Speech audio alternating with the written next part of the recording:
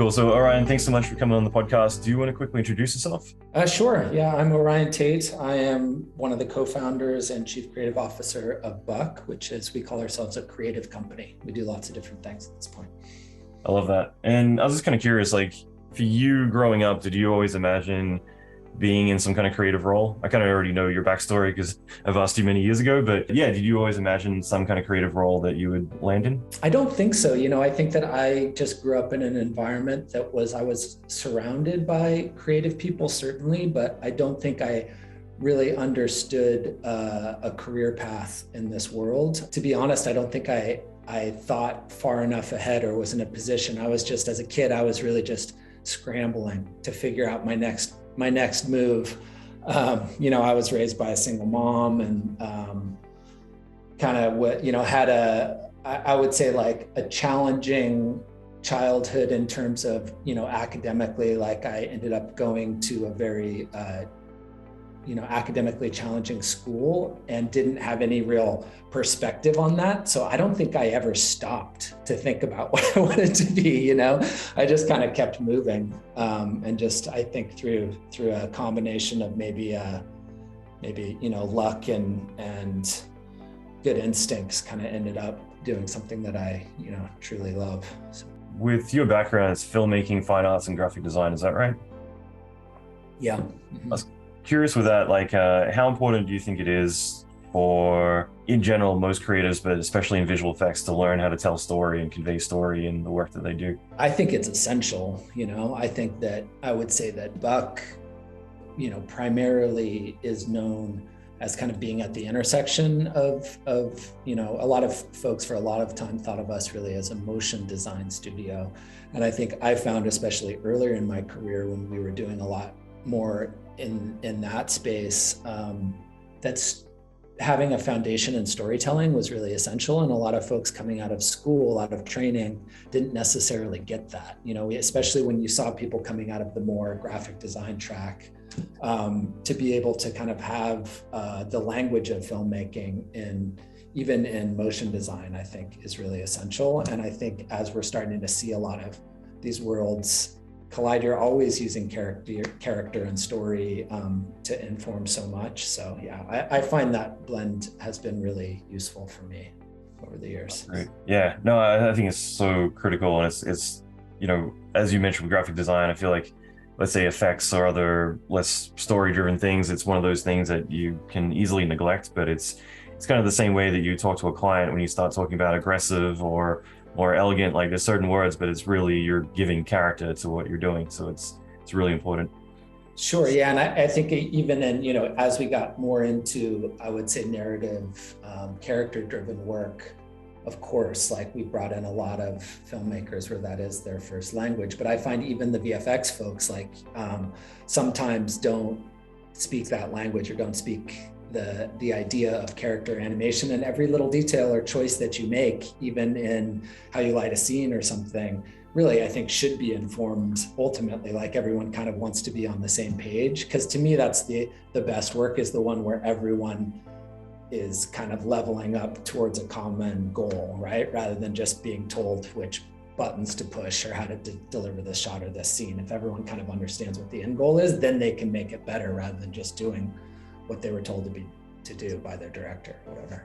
Yeah, no, absolutely. Just to loop around, like, because I'd love to talk about a lot of the work that you guys have been doing recently, but just kind of circling back to the start, like I'm curious for you, how did Buck first come about? And I'm kind of curious, like, what that whole experience of building a company was like, especially your involvement in it. Yeah, I mean, I think that we were at a pretty interesting time when we started. It was early 2000s, and it was a really disruptive time in the media landscape in general. Like, this was the first kind of .com bubble, and that's right when I graduated from film school.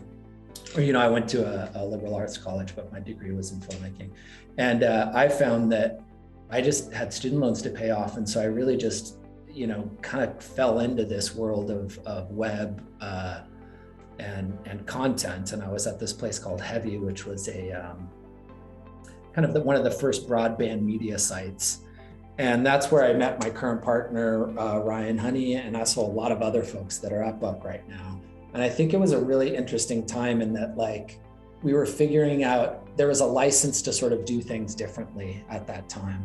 And so a lot of people that got involved in making content, I think we're doing it with a fresh start. It was at the heyday of personal computing, where you no longer had to have a big flame suite in order to make the thing that you needed to make. And so I think we were kind of lucky in this sense that we were small enough that we could be nimble and kind of write a new way of working that wasn't so encumbered by some of the big spends or the big pipelines of some of the larger shops at that time. So we could kind of adapt in this disruptive period, but we were also early enough that we kind of, while it was a competitive landscape, it wasn't so saturated the way it is right now. So I think like we were in this interesting time where we just kind of were exploring. And I think we've been able to continue to do that as we've grown. And we've kind of continued to be able to create small teams, small nimble teams for smaller, more nimble projects. But then as we've grown kind of and scaled, still have a really large, robust, amazing CG team, for example, or branding team, where we can take on larger, much more complex problems at the same time.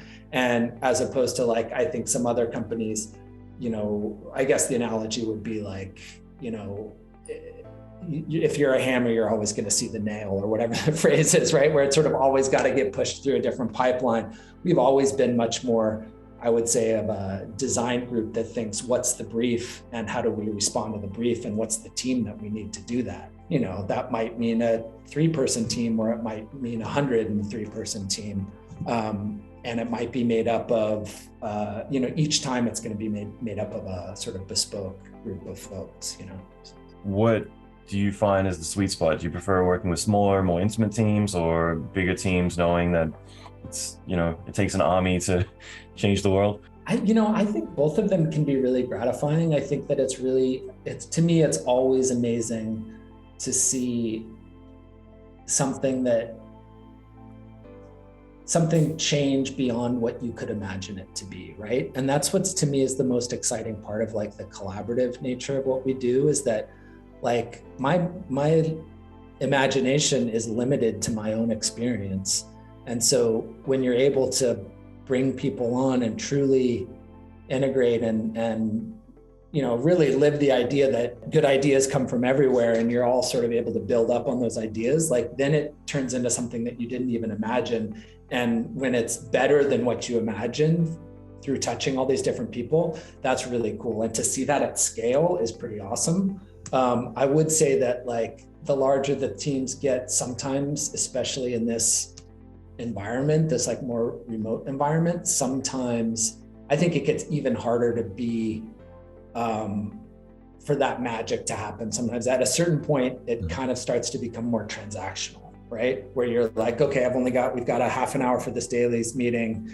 You do this, you do this, you do this, as opposed to really being able to like probe or ask questions, or have people be like, okay, I know you're asking me to do that, but have you thought about what if we did it this way? And, be able to build on each other's ideas. So I think they're both can be really exciting, but, I do think sometimes for that really, truly creative stuff, there can be a sweet spot in terms of like the core team. Yeah, no, that's what makes total sense. And speaking of which, I'm kind of curious for you, like working remotely somewhat during the pandemic, things like that. Have you found that enabled you to, work with more talent, or did you find like in some ways it kind of limited the creativity, as you were mentioning? Because I feel like it's sitting on a couch and throwing around ideas on someone's shot or a sequence versus trying to do it when people need to raise their hand on a Zoom call or something. And just, yeah, I'm kind of curious like what your thoughts are and like what you've experienced. Yeah, I mean, to be honest, I think that I'm still processing it. I think it's been a really disruptive, also traumatic time for a lot of people, but I think there's a lot of silver linings as well.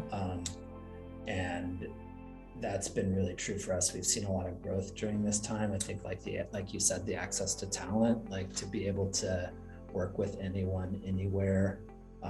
It's kind of, it's funny to think about the way we used to work even 3 years ago, where we would really need a certain type of person, like let's say like this, we need an amazing rigger or something. And so we're gonna fly them in from Toronto and put them up in an Airbnb for, or whatever, like just this idea of like, we had this idea that we all needed to be in one room in order to work. And I think that it's been cool to see that mentality really disrupted.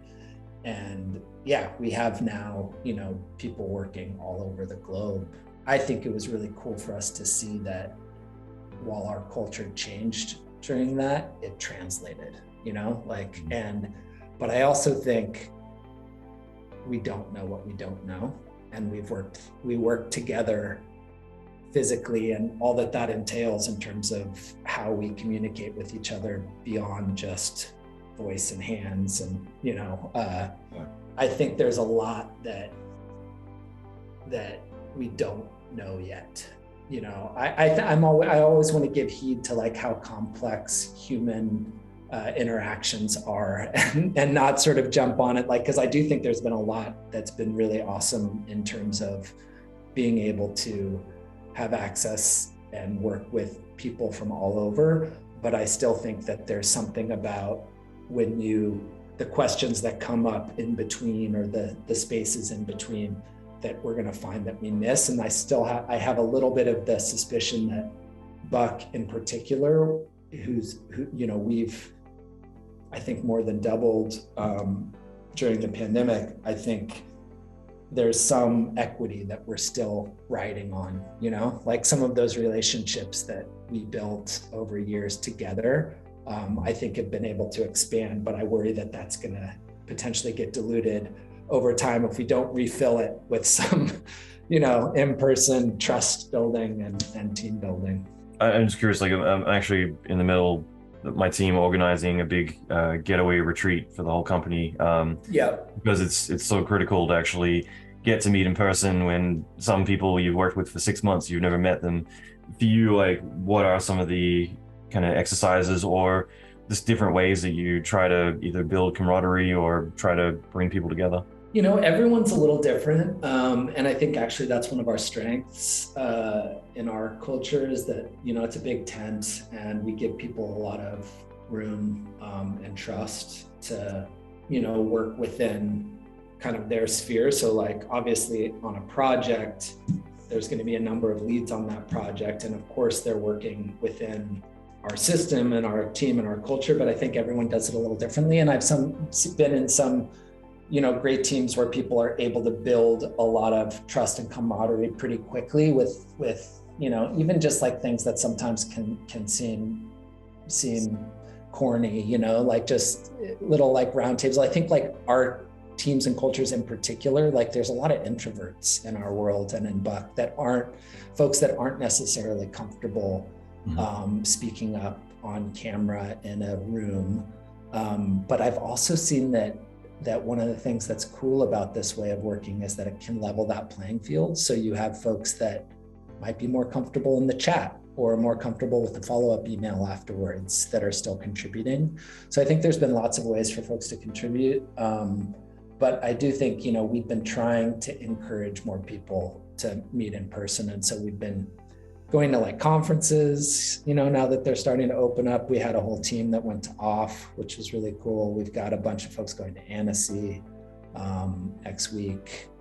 I think that's a great way to kind of get together in a smaller, like inspirational way, right? Where you're all kind of in an environment and getting inspired about the thing that you love, as opposed to it feeling like a company retreat or cultural thing. So I think like I'm seeing like lots of little moments of interaction. We've been hosting like happy hours a couple times a week at the offices and encouraging people to come in for those. We've been doing like department meetups. So to me, there's just lots of little things that are happening, and that all starts to add up.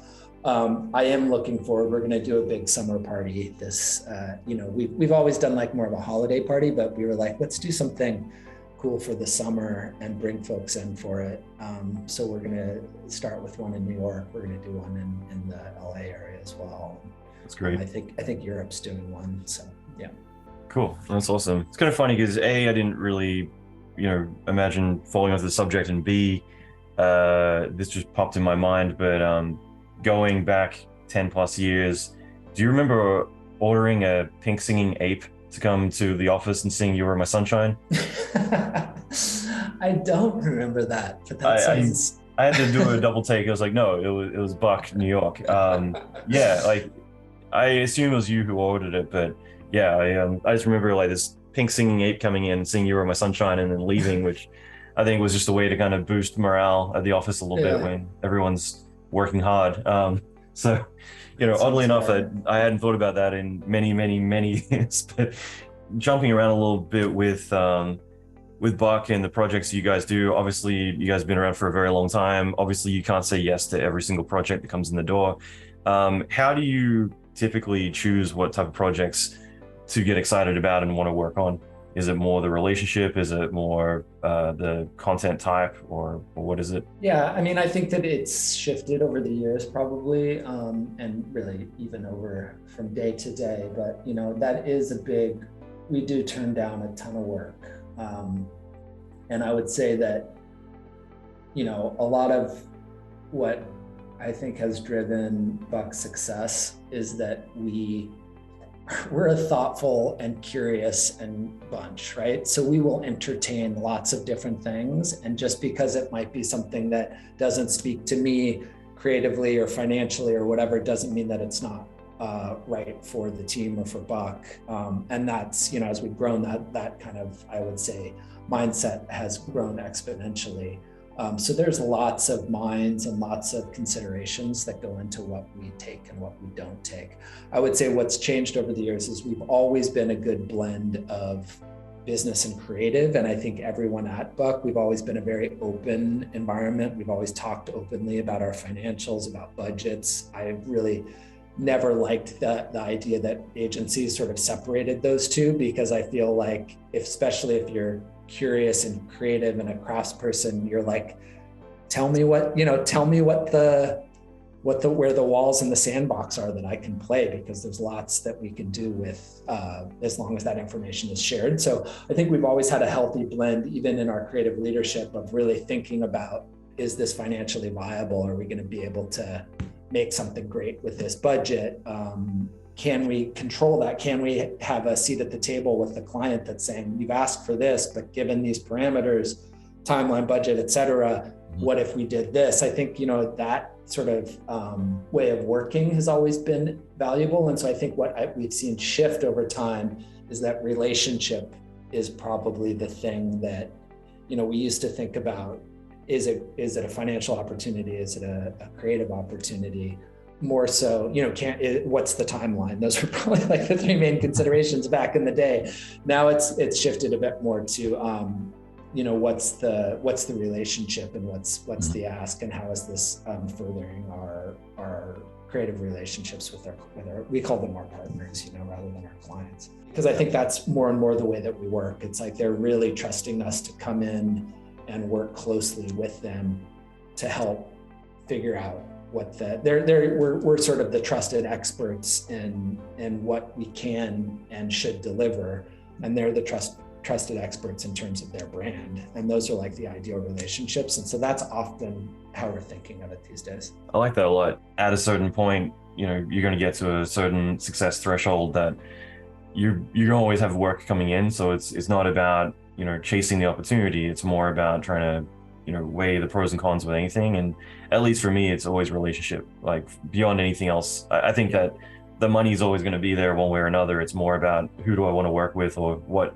relationship do I want to nurture, and just, hey, I love working with this person. We get each other, and that's like priceless. You can't build that otherwise. So it's more about finding those right partnerships. Yeah, and it's like that experience. And I think we found more and more that it's less about what we make, although that's of course hugely important to us, but it's about how we make it or how we do it. Ultimately comes down to trust. It's sort of like building trust over time. And sometimes that trust happens really quickly just because you have really shared values, right? And that's really awesome when that happens. It's like you find a team where you're like, well, it feels like we've been working together for years. And those are to me, that's probably been the biggest indicator of success at Buck, is there was a certain thing that I think shifted really in the, I guess probably in the business landscape, in the mid 2000s, where a lot of power was shifting towards Silicon Valley, and a lot of agency folks and creative folks were joining those teams.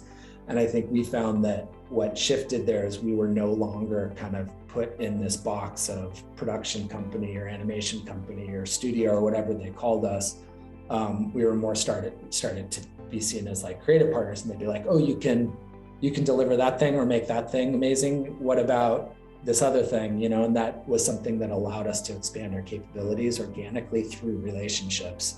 And that was like, finding the teams that understand that you're creative problem solvers. And so they'll sort of, they want you to help create and solve more and more problems. And that's been a great thing for us, but it's also, it's helped fuel our growth, but it's also one of the things that as you build those relationships, it can become challenging, where you're like, we're used to delivering our core competency of design and animation at this level. Now, what happens when they start asking us to deliver experience or like a physical installation or, creative technology, which we've really pushed into, or like AR or VR, and we're being asked to, that's really exciting for curious folks, but you also need to make sure that you're continuing to show up at that level, And how important is it to innovate and kind of keep your finger on the pulse in terms of new technology and what's around the corner versus being more reactive and waiting for clients to kind of, if anything, validate like, hey, like we're getting a lot of calls about X, we should really look into that thing. For you, like, how do you approach that? Trying to be in the forefront of it or trying to see like what things kind of take off? I like to say like we're playing more offense these days, whereas I think for a long time we were kind of playing defense and reacting to asks. I think, the innovation piece and having a strategy and a budget around and ascribing value to innovation, I think is becoming more and more important for us, because it's really easy to just, when the fire hose turns on of kind of client needs and asks, for that to always trump everything else. And so I think, like you said, the more sort of those relationships and the more financially maybe successful you get, it's really easy to forget some of that stuff that when you were younger and scrappier, you would naturally just innovate in, right? You'd take on those creative, challenging projects because you wanted to build your resume and you wanted to be in that position. And so I do think there's a real danger as companies scale that they can lose that. And so then it becomes really important, how do we institutionalize that? Like, how do you institutionalize innovation and creativity and hunger and, all those things that we had naturally when we were sort of a younger, scrappier company. Yeah, no, I love that. Like I just mentioned, we're talking about LDR right before the call, and I was chatting with Tim Miller about that actually just recently about, just back in the day, your scope is a lot smaller, but it's so easy to get excited about so much stuff. Whereas the one thing we're pondering is it still exciting? Or is it the nostalgia that we're looking back at that was the exciting thing, or was that a magic time and people now don't have the bewilderment we would when we created a rotating cube and which was texture mapped and we're like, holy crap, look at this thing. Look what we can do. I think there's something that when the old farts get together, we kind of talk about some of that stuff too, right? Like I do think it was a unique time for our specific industry, which especially like the motion design industry, where there were so many sort of new tools and innovative breakthroughs. And I think that can be a pitfall, because I think there's still so much of that happening now. One of the things that I notice with the younger generation coming in is they're so fucking good, because there's real, like, A, there's a curriculum built around this that we didn't have. B, there's so much innovation in terms of social media and access to learning and YouTube channels and how-to videos and all this stuff that you were one of the on the forefront of. And like when you first would come out with some of those videos, like you were, when there weren't a lot of you folks doing that, like that was like sunshine and water for all of us, right? Because it was like, holy shit, like people are showing us how to make this stuff. And I think a lot of us were just figuring it out. And so I think on the one hand, that's really amazing to see in the young talent, where it's like, there's no way I could have gotten a job at Buck, or I could get a job at Buck right now, right? I look at the young talent that's coming in and their portfolios based off of what my portfolio was like at their age. And it's like the tools you used back then to create that. Cause like you're absolutely right. Like yeah. I'll go on ArtStation and be like, this person's 12, like what the hell? Like right. I could never do this like back in the day, but that's just it. Like the way that I might model a human face back then is plotting down vertices and connecting them right. poly by poly, versus now it's just like you sculpt a sphere and suddenly it's a head.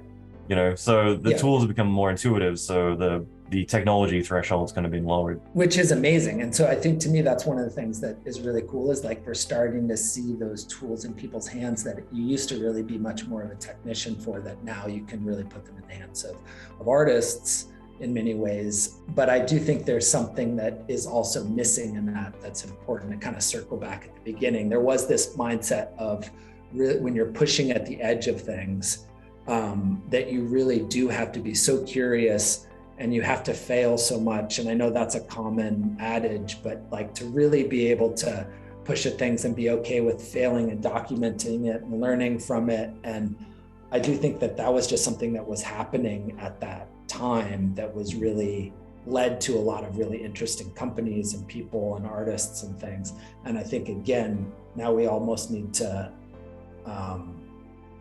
we need to institutionalize some of that. We need to find ways to make sure that we're continuing to push on those envelopes to discover new things, because I think it inspires everyone, but it also helps us kind of drive and push into new frontiers, so. Yeah, no, I love that. And you're absolutely right. Like it's really important to kind of find new inspiration in everything you're doing and new ways to innovate on that. Because I think that it always comes back to well, what if I did it this way? Or what if I use that tool in a completely different way? And even like New York's really famous for this in a lot of ways, especially with motion graphics, is coming up with new concepts that then get copied 100 times for the next 10 years. But it really comes down to like, hey, well, there's a photo or a really cool idea I had. Like, what if I went and made a piece on that? And it's trying to find ways to be creative and unique in a pretty oversaturated world that has been around long enough that everyone's done something already. That's funny. We actually kind of have started calling that the what if meeting, which is funny. Like sort of recognizing that that's a thing that we've always sort of done intuitively. But I have a good friend and colleague who worked with Buck when he was kind of a younger in his career, and then he left and he worked for some of the larger tech companies and some studios and stuff. And he kind of came back and we were chatting, and he said, he was the one that kind of like pointed that out. He was like, that what if meeting where everyone gets together and talks about like what this project could be, or what if we tried this thing or did this thing. Like, he's like, that doesn't happen everywhere else. Like, that's really special. And we're like, oh, cool. And then we just started sort of calling it that, which is interesting. That's cool. To remove all constraints. Just to pivot for a second, I'd love to chat a bit about Love, Death, and Robots. For you, like, what was the contributions that Buck had for the show? I wasn't more involved in the very like nascent early stages and talking about the what ifs of doing it. So I was a little bit more on like the executive side. It was originally an idea that came from Tim and Jeff. I think they might have even, this might go back a ways for them. I think they might have pitched it as a game trailer, this idea of like a tilt shift, zombie apocalypse. And so that was really where they came from to it. But they also, recognized that there was something about that point of view that was special and interesting and funny, and that it needed humor. And they sort of, at the time, they were like, Blur doesn't do funny. And so they, I think, recognized, they sort of thought that we might be, they had tried to crack the script a few times and they felt like we might have a good take on it. So they really did come to us as directors for it initially, but also a studio, which is, sort of their model for LDR, which is nice. And so we were brought in to kind of help do some story development on it initially, and then it kind of got shelved for season 2, and then it came back for season 3. And I think partly because it had already had some story development to it. They were like, this is one that they needed more episodes for the next season. And so they approached us about that. And so our role was really taking this kind of initial idea and figuring out how to crack the story. But then so much of cracking the story at that removed perspective is about all of the visual things that you bring to it, and animation specifically, understanding how animation translates in that view. And it's just a weird way to tell a story. So it kind of like required some trial and error. So yeah, our involvement was really mostly, I would say, in story development and pre-production and animation. We animated a lot of more of the custom animation. And then we worked with Rodeo, a VFX partner, to kind of work on some of the larger VFX shots. Got it. And yeah, ideally, how was it received? Well, it was really well received internally. I would say that like everyone that worked on it just loved working on it. It was so fun. It was such a fun project to work on. Externally, like that's one of the things that's exciting about getting into the entertainment world for Buck, is that, you know, we're mostly involved on kind of the brand side and commercial side, and sometimes you don't get an audience. Often you don't get to see audience reaction to that. I would say one of the things that I think is funny about that episode in particular is looking at all of the initial audience reaction to it. Is it's a little bit divisive. People love it or hate it. I think because it's sort of, it is different and unique. And I think there's something about I would say the general attitude and the storytelling of it that does kind of transcend the genre in a way. Like it's talking about sex and death and the end of the world. And so I think some people are gonna like, just the approach and the take on it, some people are going to be like, this is the worst episode of the entire series, and some people are like, this is the best one. And so I think it's been fun to see that reaction. Our sort of take on it initially was like Idiocracy meets World War Z. That's what we wanted to get from it. So it had a certain satire to it that we wanted to infuse in it that I think isn't for everyone. I loved it because it's so refreshing. You get so many that are like dark and ominous and serious, and there's just one that, if anything, because you could think of Zombieland as like a good example of if you were on the floor, I'm going to say, but on the ground, witnessing all the chaos. It's it's quite morbid, even when that was more kind of set up as satire.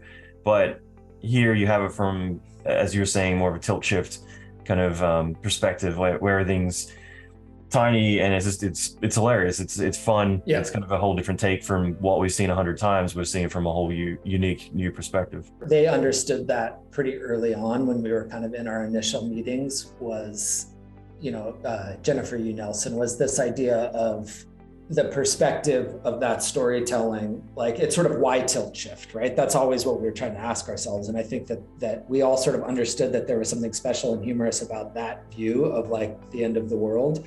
And so that's where we really kind of wanted to lean into that. And it was interesting from a storytelling standpoint in that often that it's so tempting when you're making and crafting these especially these incredible VFX sequences that hold up. Like there's so much craft that went into those every little detail and miniature. And I think that translates and people get that. But I think there was such a temptation to want to zoom in and show that, right? Like, look at all this amazing detail that we put into this thing. And we really needed to resist that, to understand that actually the wider you went, the funnier it kind of was, and the more it resonated with the overall question of why tilt shift. That's awesome. I guess my final question around it, and obviously more from an EP perspective, but what were some of the biggest challenges that you witnessed with the team tackling this project? I do think that there were definitely story challenges, like what I was just describing. I think, it was tempting to, at one point, I think we weren't sure if it was gonna totally translate, because it's like you're just in a wide shot, right? And so that's a real challenge from a storytelling standpoint, but also from a VFX and a bidding and a budgeting standpoint, it's like, imagine that, like literally, like we didn't know how to bid it at first because it's like everything is a wide, right? And there's so many efficiencies. You build the set and then you're in there and you're shooting around that set, or you know, there's lots of ways that we're just accustomed to bidding things. And so I think that, you know, we knew that we wanted it to be real. We didn't want it to be overly stylized. And so often those are ways that we can find efficiencies. But this week we kind of knew it needed to be real. And so we kind of went down this stock route. And at first that was really challenging, but that actually turned out to be a real, I think, a silver lining. In some ways, we found this one amazing person that has done a lot of miniature drone stuff. His footage was amazing. But then what was really incredible for us to see is how far map painters could push it even from there, you know? So I think there were so many challenges, like from a technical and storytelling standpoint. But as is often the case, those challenges, you know, many of those challenges turned into what made it special as well, you know? That's cool. I'm curious around brand, if anything, just knowing, and brand I'm going to actually tie into like social media and content, visibility, a lot of things, because to me, brand is reputation. But I'm curious for Buck and your perspective on this. How important is it to kind of really lean into having that visibility in terms of like what you're doing and what you're known for? Yeah, you know, that's a debate within our walls often. I think that like so many growth companies, you know, and Buck has grown quite a bit. You know, I forget our exact head count right now, but we're definitely north, I would say north of 600 or so. I think in that growth, sometimes it's hard to focus on your brand, right? It's like, you know, but I think we recognized as we were starting to really pivot and reposition that our brand, certainly the way it looked and behaved, was pretty incongruous. And I think there's a lot of people that have no idea what Buck is up to. And part of that is because we work with a lot of clients where the work is confidential. But part of it is also, I wouldn't say necessarily by design, but the result of just some of our growth. But then I think what we recognize, and this is where the debate comes in, is that some of that mystery, I think, can be good sometimes, right? Like, I think, like you said, reputation is so much of it. And so much of our business strategy, if you want to call it that, has been around reputation. It's really around, I think we've benefited from recognizing early on that we're in the talent business and that that's our only asset, you know, is the people that we work with, the relationships that we have. And so we've always just focused intently on that and tried to build a reputation on that. And so, you know, I think like our official vision statement is that Buck aspires to be the pinnacle of sustainable creative culture where people come first, artistic growth is championed, and Spaceship Earth becomes a better place to live for all. That's aspirational, but I think at the way our brand behaves is always kind of pushing towards that of like sustainable creative culture, artistic growth, putting people first. And I think that the more we start to recognize that should be our focus, the more our brand started to behave that way, I think. That's awesome. I love that because, yeah, I think it's such an underrated thing to have that bigger vision, because I think most people misunderstand that as, you know, what can I realistically achieve versus what I aspire? Because as you were mentioning, like the more that you have those big, hairy, audacious goals, the more that you're going to start to really align with them a lot more. So it's awesome. Yeah, like one of the things I'm really excited about is we're pretty far along in the B Corp process, which I don't know if you know anything about that, but not really. It's pretty cool. Like I would say that the most famous one, the largest one, is probably Patagonia in terms of a publicly traded B Corp, but it's essentially like a set of credentials and rules that you have to behave by in order to get this accreditation. And so it kind of does, like where I was talking about earlier, it sort of institutionalizes some of your values where it's not just about profit or growth or the bottom line, that it's also really important that you act and behave in certain ways around environmental impact, around the way you treat your people, around your financial transparency, like this sort of robust set of things that you need to as a B corporation. And then you're able to sort of have that designation. Other folks who that's important to say, oh, wow, because it's hard to get that accreditation. It's something you have to really invest in and do over time. And they say, oh, Buck's a B corporation. They're not just saying this shit on their website like so many people do. They're actually walking the walk, right? And so that's great. That's great. Yeah. Like, what are some of the key lessons that you've learned over the years running a studio? And I know I'm putting you on the spot with that one, but what have been some of those big ahas that you've really taken with you earlier on, perhaps, than kind of rely on day to day?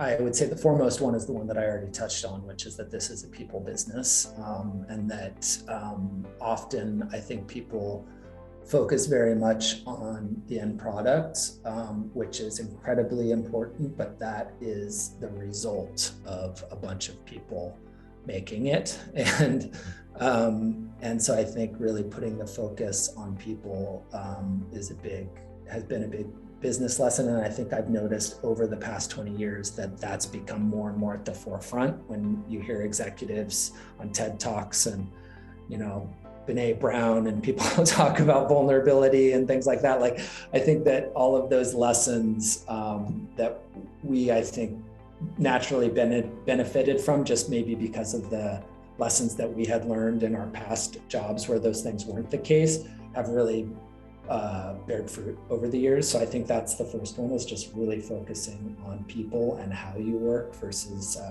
just what you make. Another big lesson for us over the years was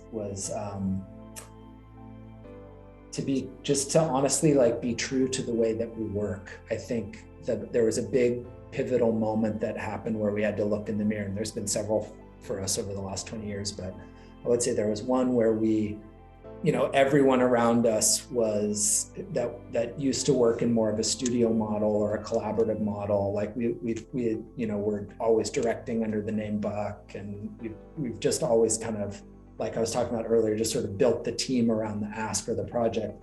And at a certain point, a lot of our competitors were starting to build director rosters of named directors.